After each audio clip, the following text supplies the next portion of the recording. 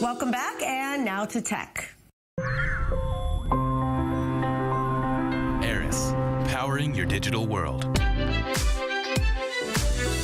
The annual Consumer Electronics Show in Las Vegas draws 180,000 people, 4,000 exhibits, and 1,000 speakers. This year, an Israeli delegation of 22 startups pitched their tech, including 2 who won awards in innovation. Here with more is our tech contributor, Vili Abraham. Hello, Vili. Hi.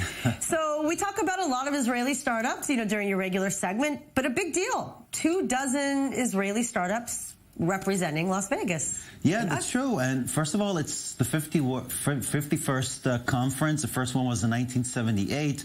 4,000 companies took part, and 40 participating countries, and over 180,000 people visited the different pavilions. And yes, 22 companies, and there's a big list of companies from Broodman 17, Cypher SIP, Edgebase, NanoSend, TriEye, a lot of companies.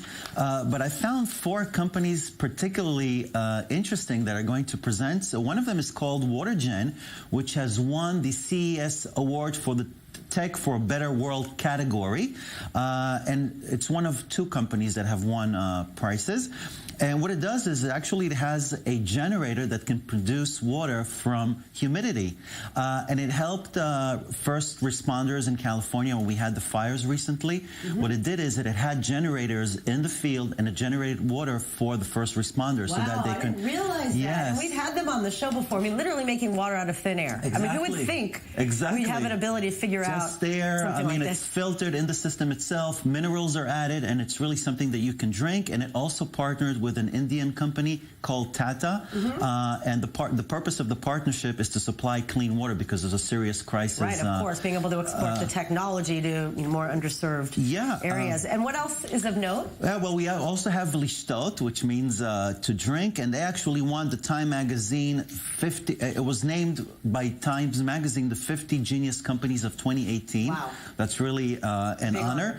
And what it has is a keychain-like device, and what you do is you have to put something facing it. For example, a cup of water or a bottle of water, and what it can do is actually can tell whether it has contaminants. For example, whether it has E. coli, pesticides, lead, and even particular types of acid.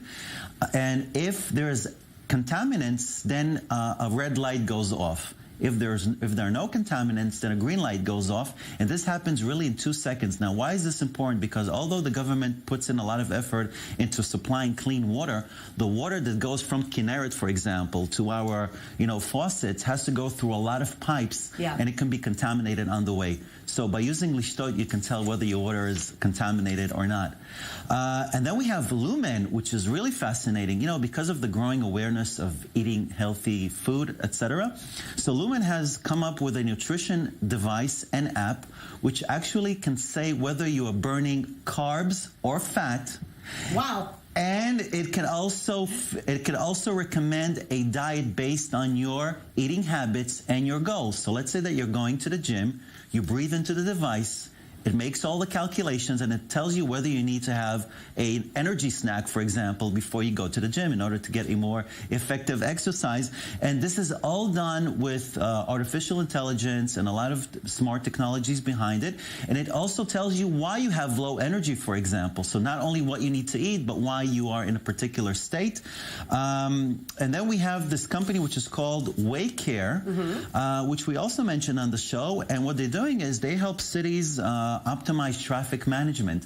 So a lot of times there are accidents in particular intersections, and what we can do is we can prevent these accidents by having first responders or even traffic police deployed in those areas, so it will deter people from driving and being able to prevent exactly accidents and to manage traffic flow as well, right? Yeah. So it can save a lot of time, a lot of money, because when we're stuck in traffic, we lose work time, we lose a lot of money because we're out of work, and a lot of people are dying around the world from accidents, about 1.3 million. So hopefully this is something that will lower the rate of people dying. The technology even prevents one accident, one fatality. That's progress.